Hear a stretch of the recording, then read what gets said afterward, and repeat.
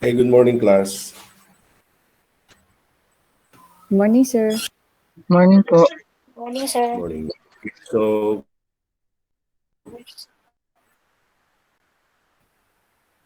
nakikita nyo na ba yung yung presentation? Can you see Yes po. the Yes po, screen, sir. the PowerPoint presentation? Mahina internet, Yes po, kaya sir. medyo mabagal ako. Okay. And then, okay, okay.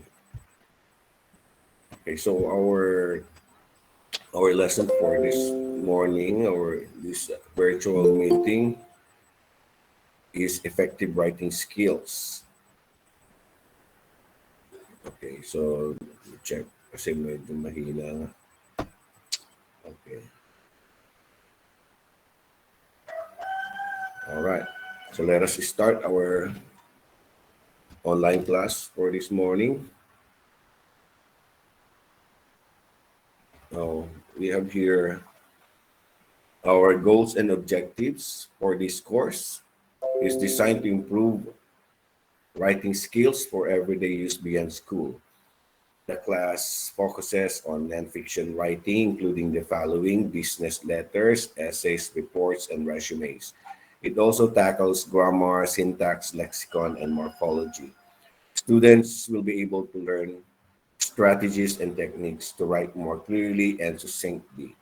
Okay, so may I advise you, class, to have a paper and a ball pen with you, so that if there are terms, if there are terms that needs to understand or to define, okay, you can write it down so that I will no longer, anyway, I will no longer discuss this or define it with you.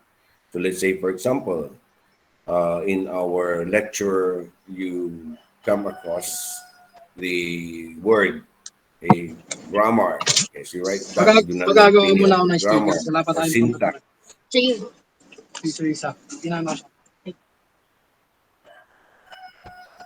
And please turn off your microphone, Mr. Miss, sino ba yung nagsalita? Dalawa, okay? Please turn off your microphone.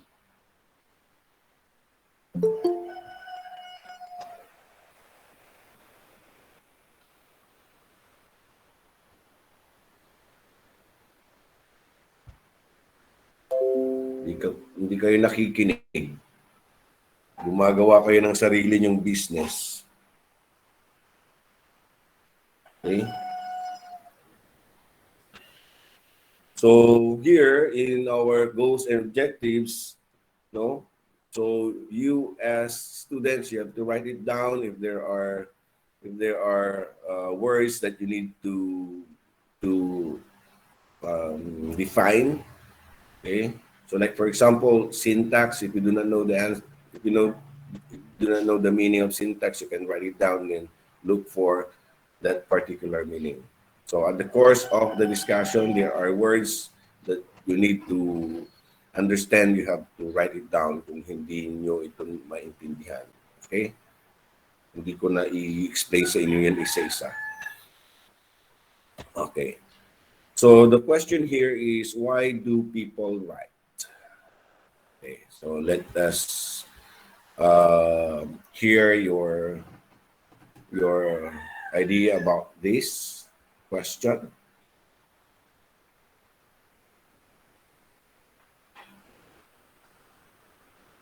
Anybody?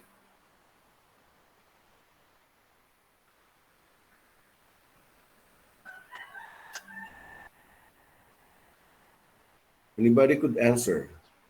You want to give your idea about this question? Should I call a name? Hello po. Yes, Edward. Go on. Sir, ano po? To express something po. Emotion, ganun po.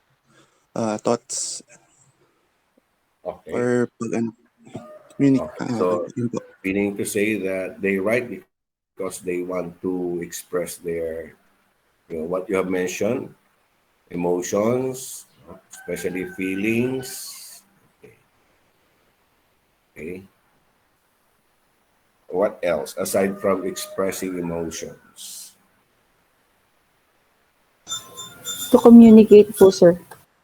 Yes, Miss Tabu, to communicate. Okay. So of course, no, uh, writing is a form of communication. Okay. So that's why we write because we want to communicate with other people. Okay. Are there any more? Want to share your thoughts about it?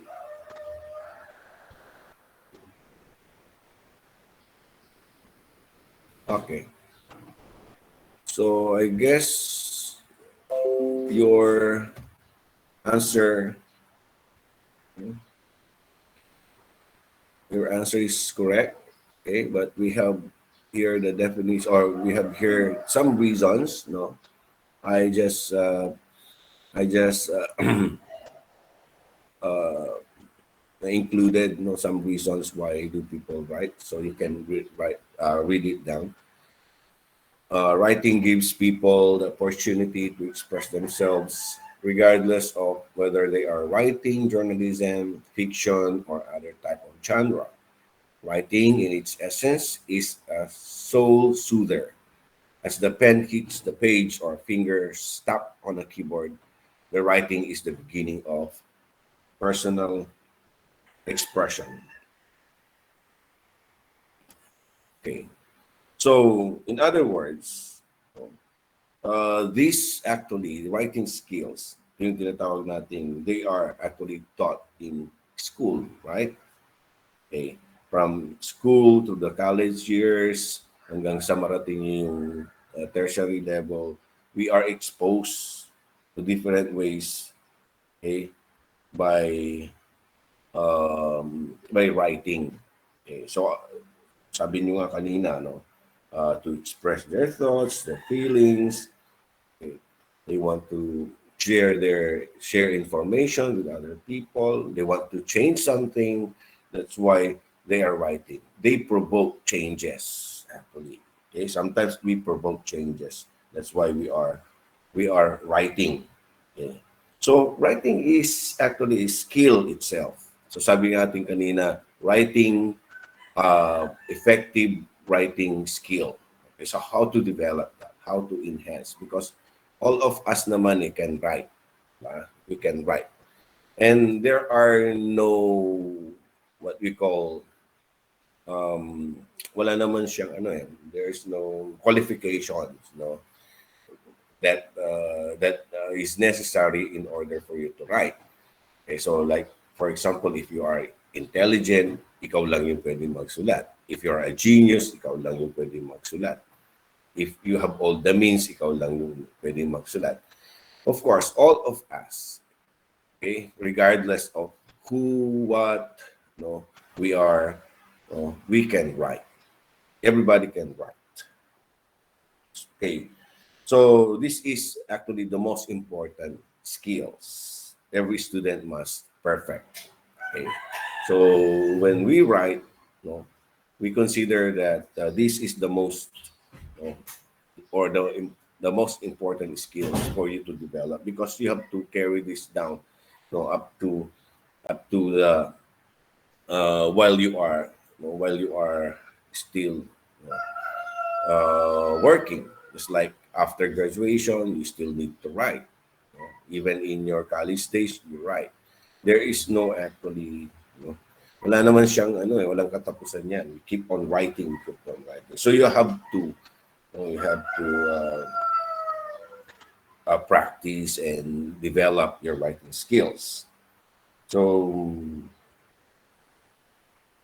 I actually list down some important points why do people write. So isa-isahin natin. So as you have said a while ago, writing to express yourself. Okay.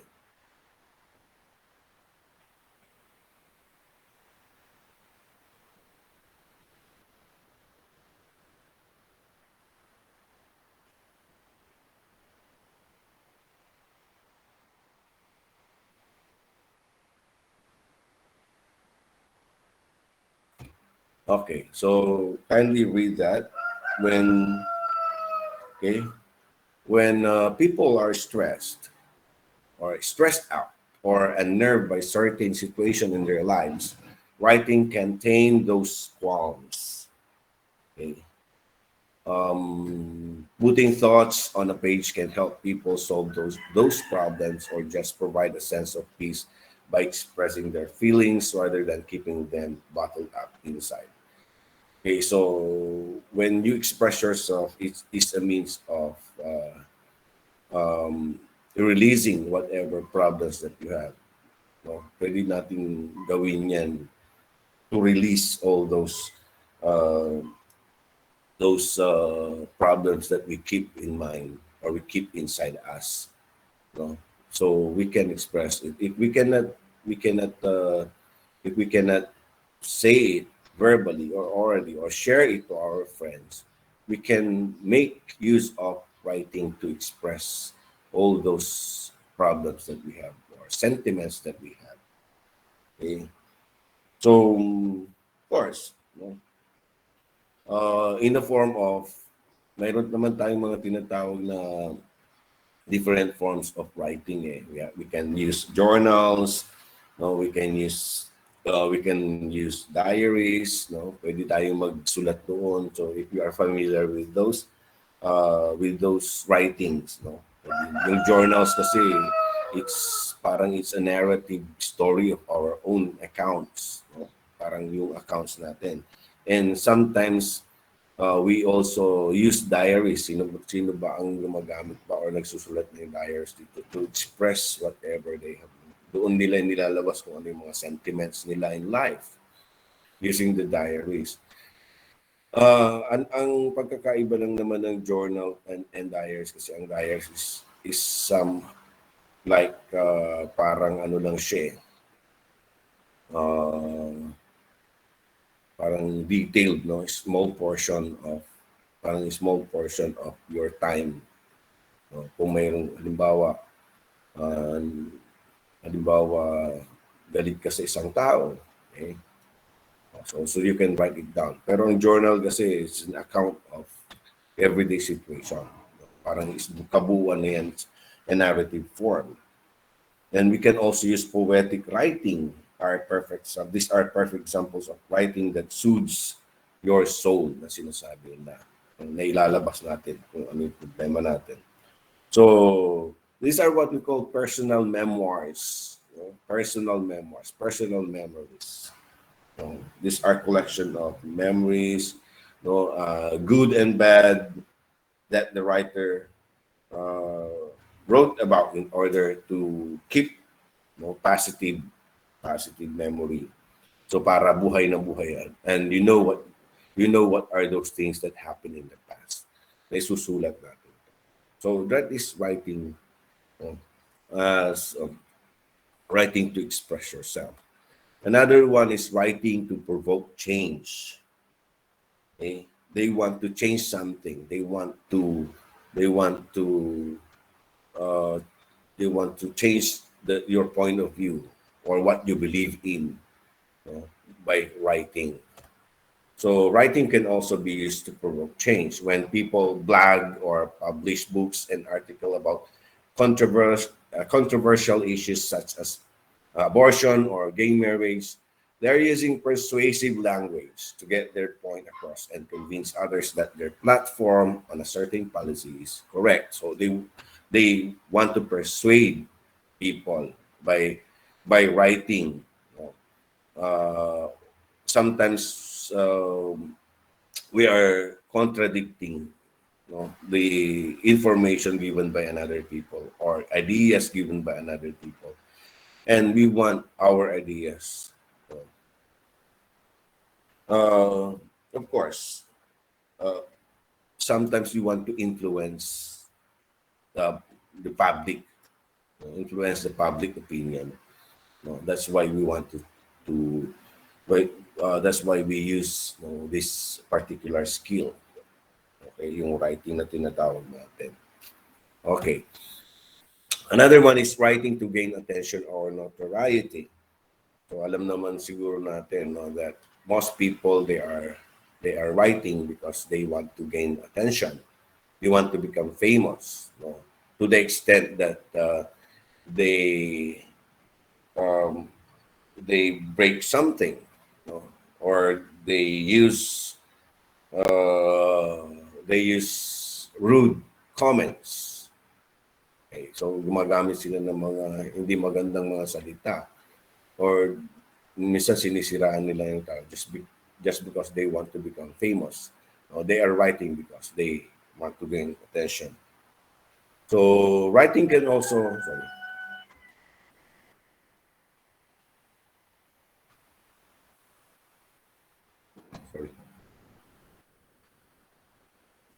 Okay.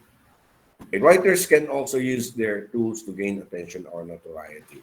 They may focus on writing about a particular topic to become well known for their opinions about it. So, do you have any? Um, do you know any writer or person that they use this particular, they blog, or they vlog, just to get attention or just to become famous. But they have different style. Just like, for example, our celebrity blogger, kung kilala nyo si Paris Hilton. So he has made a name for himself by breaking entertainment, entertainment news, stories. Okay. Pero his site naman it gained notoriety because of his rude, comments about celebrities. Yan. So that's why tinagurian siyang parang naging famous siya sa mga paninira sa mga ibang tao, or masyado niyang inuinsulto yung mga tao or yung mga celebrities, kaya naging popular siya. Okay, so another one is writing for educational purpose. Okay, so students, regardless of if they're pursuing a high school diploma, bachelor's degree, master's degree, or PhD, right, to enhance their education and fulfill class requirements. So this type of writing serves to help students delve deeper into the topics of their classes. So anybody, lahat naman tayo, dumaan dito sa process na to, no? We cannot we cannot be graduated from our bachelor's degree without doing this thing. Hindi naman pwedeng, we cannot get away with this, no? Talagang magsusulat tayo. And if you want to know something about, if you want to learn something, talagang nagsusulat din tayo. It helps us to understand, what we want to learn. So, for example, if you are studying, if a student studying health, and he wishes to write a paper about the COVID-19 cases in the Philippines. So when you write, when you research, you write, the more you understand, the more they understand the topic that you want to know once the paper is written. Pag sinulat mo na yan, saka mo malalaman lahat kung ano yung gusto mo malaman. Okay? Okay, so it helps a lot in our education, educational system natin. So pag nagsusulat tayo, the more we understand those things that you want to know. Okay. So another one is writing books. Okay. So people write books for a wide variety of reasons. So, but in general, the underlying reason is that they have a story to share with the world. So whether it is fiction or non-fiction, so we can write anything that we want. We want to write a book, okay? So fiction or non-fiction. So writing a book gives a writer they actually give, a writer the opportunity to have his ideas, okay, heard, by people all over the world. So we have the opportunity to be a sender of the information. No? So parang nagsisend tayo ng information sa buong mundo. Hindi lang naman dito sa atin if you want to write a book. Sabi rito, all over the world. No? You want to be heard all over the world. No, just like J.K. Rowling, no? So who wrote the book or the novel or novels, no? Yung ano ba yung sinulat niya? Are you familiar with that? The writer J.K. Rowling. And J.K. Rowling, ano yun? Harry Potter po. Harry Potter. J.K. Rowling actually is not a writer in the sense na hindi siya nag-aral to become a writer. No? Pero naging interesado lang siya talagang magsulat because of that. Wala naman siya magawa. Ang alam kong kwento niyan is when J.K. Rowling nagtitrain siya palagi para sundin yung anak yata, no? Or pupunta sa trabaho, pero medyo mahaba yung biyahe. Doon siya nakakahanap ng time to write that particular book, no? Yung Harry Potter. So nung sinusulat niya yan habang she was actually inspired. Babae kasi si J.K. Rowling. She was inspired by yung time, na wala kang na-inspire siya kasi wala naman akong gagawin, upo lang ako dito, no?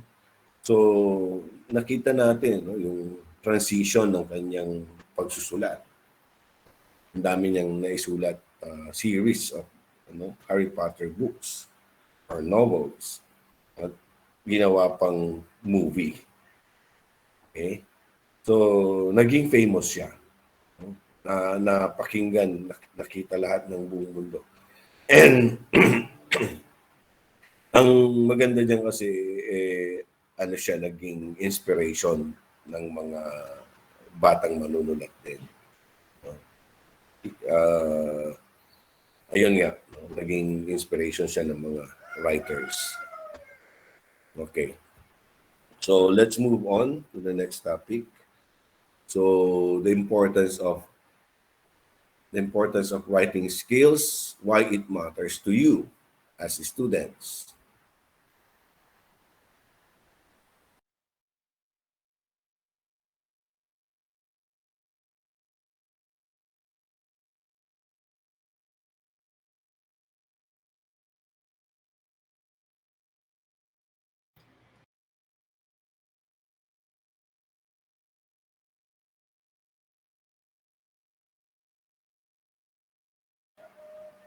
Okay, to continue. Sorry about that. Medyo hindi maganda yung aking voice box. May mga nakadikit. Okay. So the importance of writing skills. Why is it that it is important to you as students? Okay.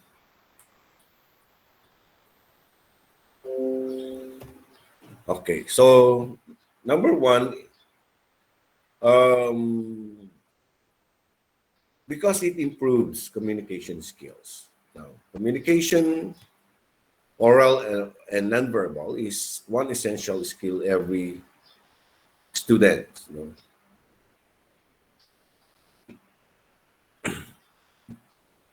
must master to be able to succeed, not only not only in their academics but in life as a whole.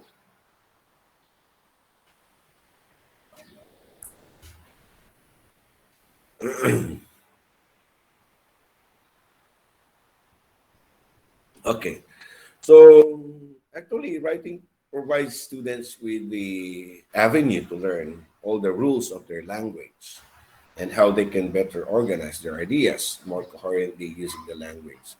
So let's say, for example, yung grammar, spelling, punctuation, gestures, and so on, which are these are actually major parts of communication that we need to learn and study.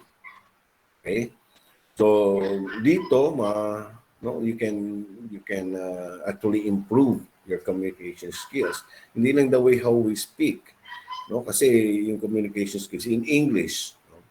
Or in English language, no?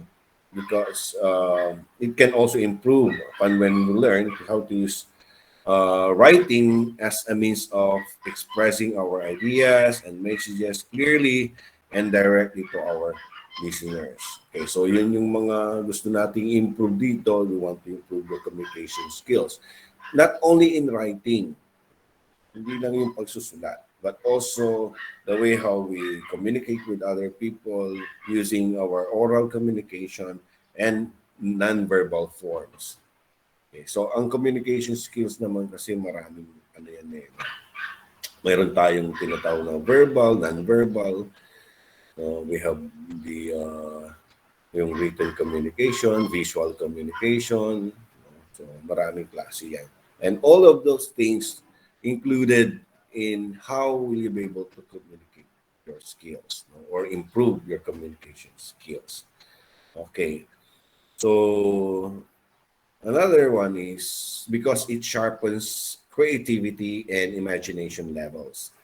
Now, it says here that research confirms all of us are naturally creative. I I agree with that. We are all naturally creative. We can use our imaginative thoughts, imaginative thinking about when we want to write something about. When you write, certain areas of your brain are activated. So yun yung benefit na makukuha natin. So when you write, your brain, or areas of your brain are activated, especially what is referred to as the frontal cortex. No? The frontal cortex.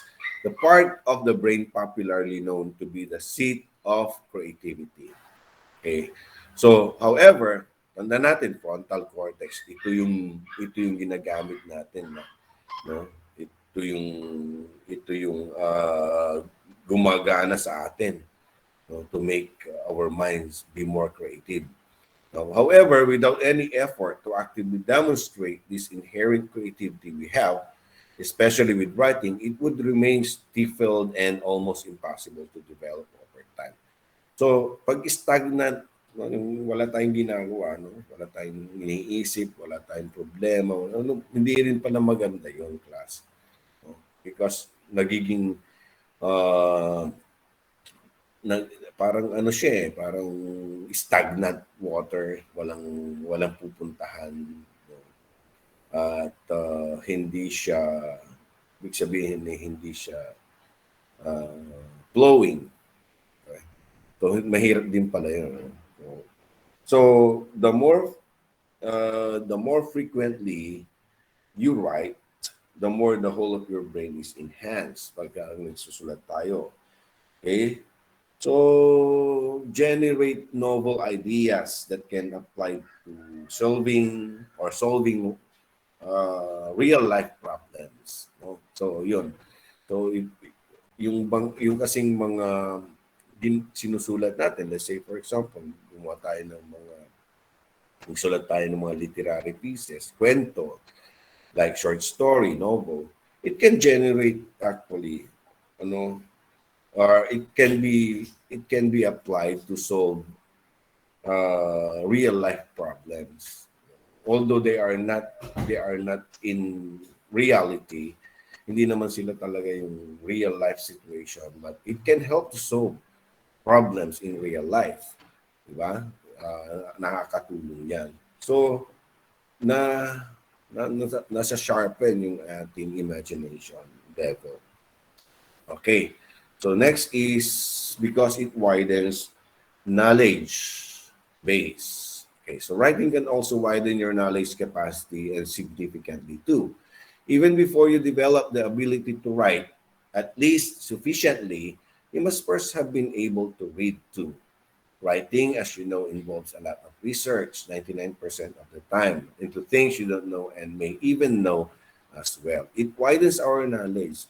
At sabi ko nga, this writing course requires a lot of reading too. No? It requires a lot of reading too because if you don't want to read, no? If you don't want to read, then siyempre, how can you be able to write? How can you be able to share information without reading? So, laging magkasama itong writing and reading. So, before a person can write, okay, she or he must involve herself or himself, no, in a lot of reading activities so that if he or she wishes to, share something about, then of course you need to read a lot of materials, a lot of books. Okay, so as you continue to write, of course, carry out research, yung mga research natin, you also continue to widen your knowledge base and develop an excellent memory too. Okay? So the more you read, the more you develop. The more you develop an excellent memory. Okay? So you will also be able to learn about things that happened in the past. Yeah, yun yung mga benefits na kukuha natin dito. When you read, you will also know the things that happened in the past, shared by many people. Like for example, yung history natin. How can you be able to know our history? Pinanganak ka ngayon, ano ba ang mga history na dapat kong malaman? So sometimes history pass it through, no, mouth to ear. Kinikwento lang ng ating mga lolo at lola. Pero kailangan din naman nating magbasa in order to, know the details of what happened. Okay. So, those are the things that we need to understand. Now, another one is because it is vital to academic success. Now, writing, without any doubt, is a significant part of your academics. So that's why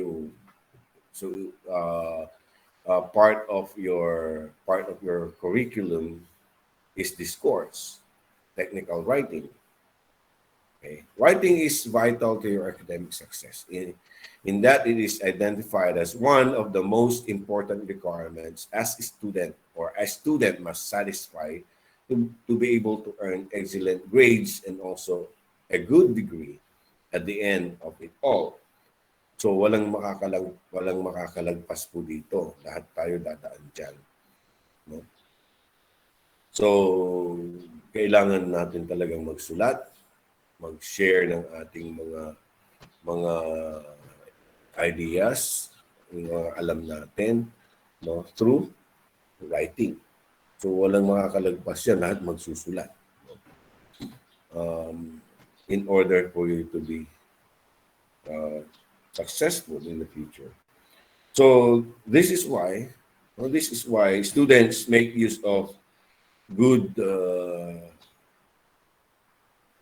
writing or good essay writing.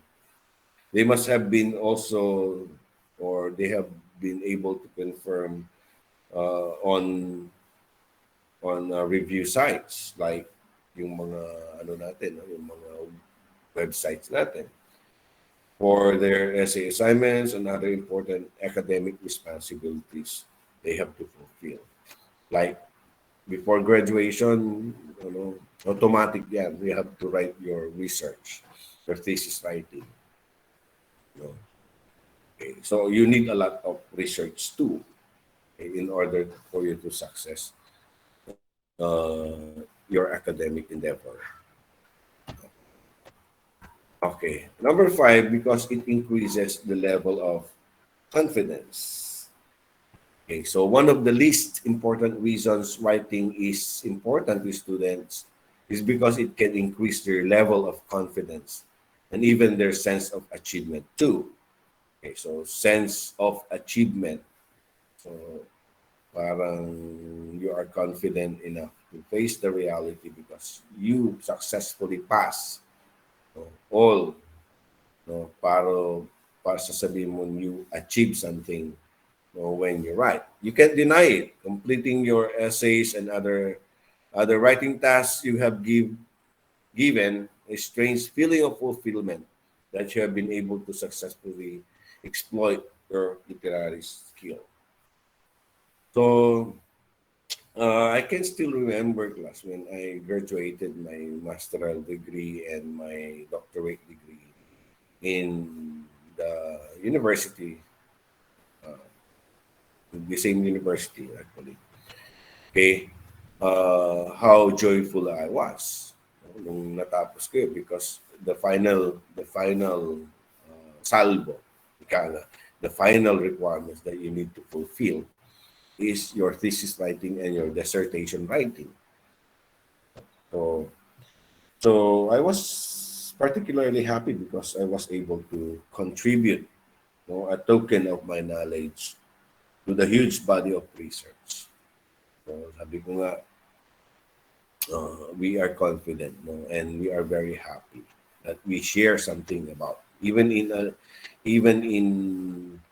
ano lang yung simple form of contributing your knowledge about in the body of research. So pag nagsulat tayo, that is our contribution in the academic field. No? Pag nagsulat tayo, that is our simple contribution. And hindi ba tayo masaya na nakakapag-contribute tayo ng mga research natin na pwedeng pagkuhanan ng ibang mga writers, no? Pwede nilang maging basis ito for their future researchers, for our future researchers. Pwede nilang maging basis to, pwede nilang maging review of related literature of their writings. Okay? So masaya tayo because we can contribute, kahit sabihin natin na konti lang, or maliit lang, or simple lang, at least nakapag-share tayo ng ating contribution as students in the research world. Okay. So, siyempre, pag nagsusulat tayo, this is the kind of feeling that we want, writing can give you. Okay. So, those are the things that you need to remember also. Okay, so let's move on to our next topic. What is effective written communication? Now, in some ways, effective communication, written communication is even more important than spoken communication. Okay, bakit ko nasabi yun? Bakit ko nasabi na effective written communication is even more important than spoken communication? Kasi mas napipreserve natin yung information, rather than oral communication. Mas tumatagal siya. Mas naipipreserve natin. Mas naipapasa natin or naisi-share natin yung information na yan or ideas na yan when we write it down. Okay? Kung nasusunod. Rather than oral communication na ang ginagawa lang natin, we pass the information or we share that information from mouth to ear.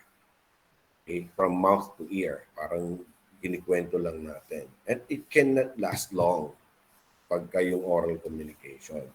So, remember that if written communication recorded or is recorded, no, tatagal yan.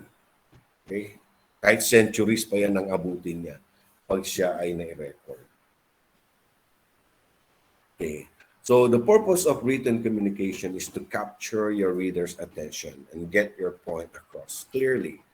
Ultimately, when you communicate in writing, you are helping the reader understand your perspective on a topic. There are certain qualities all effective written communication shares. And if you add these elements to your writing, your work will be more powerful. Okay. So, which is true naman, no? Tama naman yung sinasabi dito na if you are going to use these elements, magiging powerful yung ating things.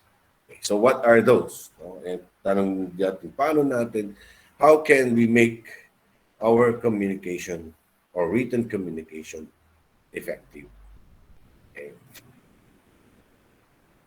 Now, there are actually 5 C's of effective written communication. Okay. So, ito yung una. Number 1 is connection. Connection, good written communication forms a connection between the reader and the writer. Okay. So, meaning to say that you have to consider always the reader of your, kasi may hindi naman po pwede na magsusulat lang tayo, no? We're not just writing a journal or a diary na it is only intended for us. Yun palang pagkakaiba din ng journal and diary. Journal can be published or it can be shared publicly, but diary is for yourself alone. No? So if you're writing, excluding the diary, you have to consider also the connection between you and the reader. So, it says your good written communication forms a connection between the reader and the writer. So we always consider how are we going to connect to our reader. Okay. So another one is clarity. Now, effective written communication is clear and easy to understand. Okay. So some other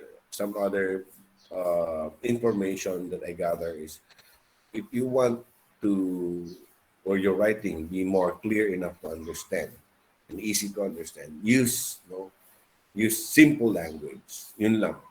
Use simple language that are easy to understand. But also you have to consider your audience or your reader. Sino ba yung mga audience mo? Sino ba yung bibigyan mo ng information?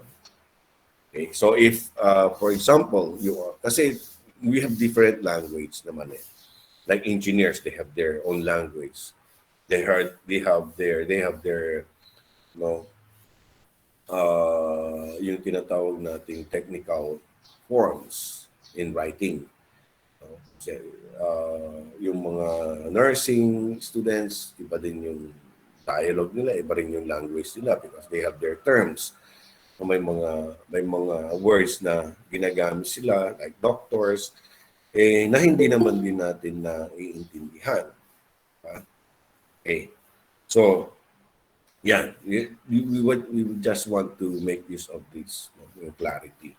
Then the cause or reason for writing needs to be clear to both the writer and the reader, including any specific actions you need from your objects.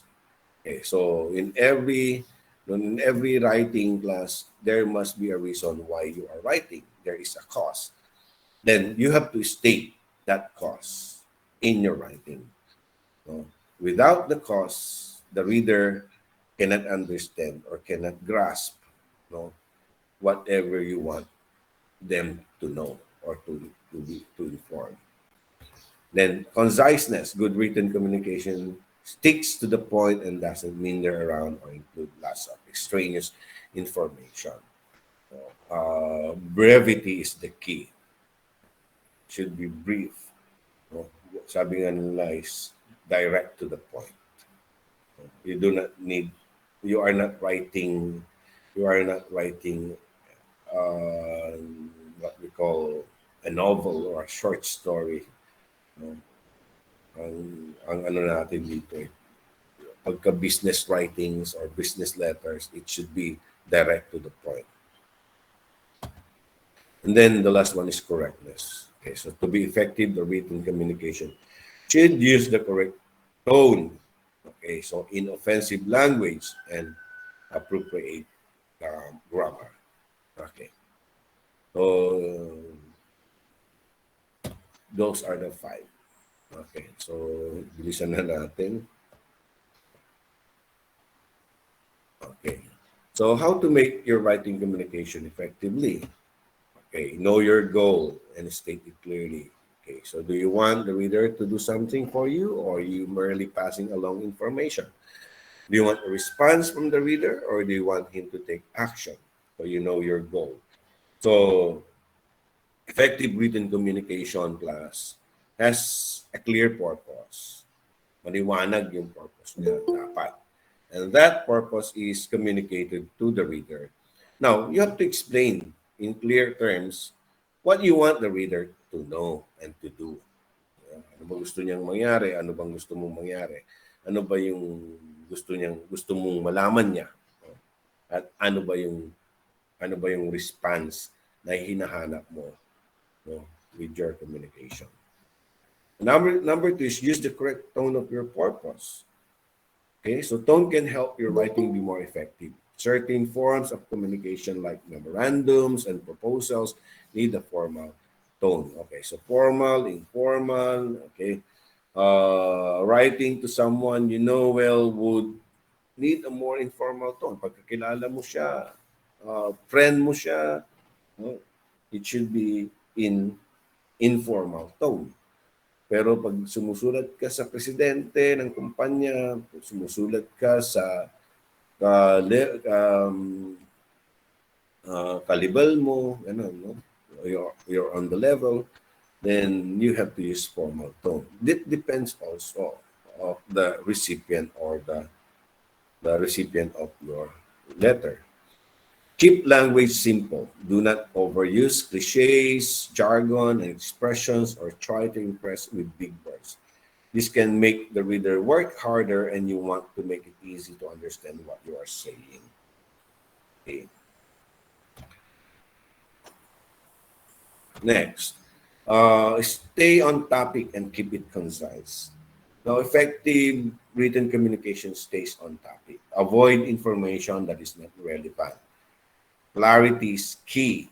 Less is more when it comes to length. Okay? So, you have to keep sentences, and paragraphs short and concise. Yung mga, sabi nga kanina, huwag na tayo magpaligo dito. So, complicated sentences will slow the reader down. Paano pagka-complicate? So, you have to stay on topic. Ano ba yung gusto mong malaman? Another one, use active voice. Now, using an active voice will strengthen your writing. Okay. So, alam naman natin to yung with active voice and passive voice. You always use active voice, if possible. Okay. Now, another one is have someone proofread your writing. Okay, so wag tayong mahihiya na magpa-check ng ating before we send it to the reader. No, let others. Kung you are not sure about your grammar, you're not sure about your English language, no, your syntax, your organization of thoughts, then you ask somebody to help you. Huwag tayo mahihiya na magpatulong, magpa-proofread, because that is very important. There is no such, no, there is no such perfect, no, writing communication. Walang ganon. Even yung mga medyo nagdududa pa sila sa mga even professionals in writing. Minsan nagdududa pa rin sila sa kanilang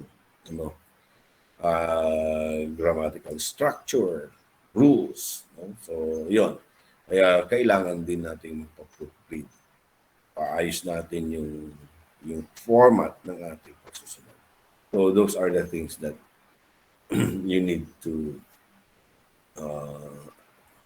familiarize in this writing process. Okay? What else? Meron pa ba? Okay. So, thank you for participating actively. That will be the end of this session.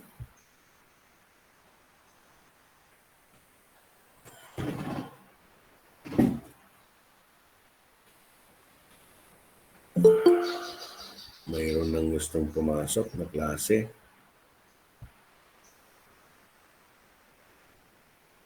Any question, class? None?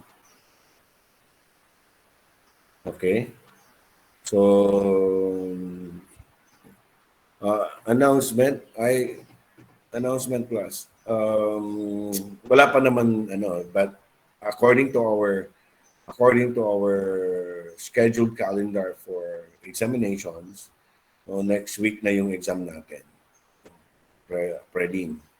So siguro I will send you or upload in the Canvas some of the lessons that we are going to take up here, and that will be included in your exam. Okay. And do you have any question with regards to the activity that I uploaded in the Canvas? Mayroon ba tayong tanong doon? Anyway, that will be until Friday, no? Yung assignment niyo na 'yon. Yung sasagutan lang po ninyo doon is pages 1 to 33. Okay? Okay, kung walang respond, walang tanong, walang sagot, mag-leave na po tayo. Salamat sa inyong pakikinig. Okay, thank you very much. Plus, may klase na po ako ng 10:30. Okay, Thank you, bye-bye. sir. Thank you po.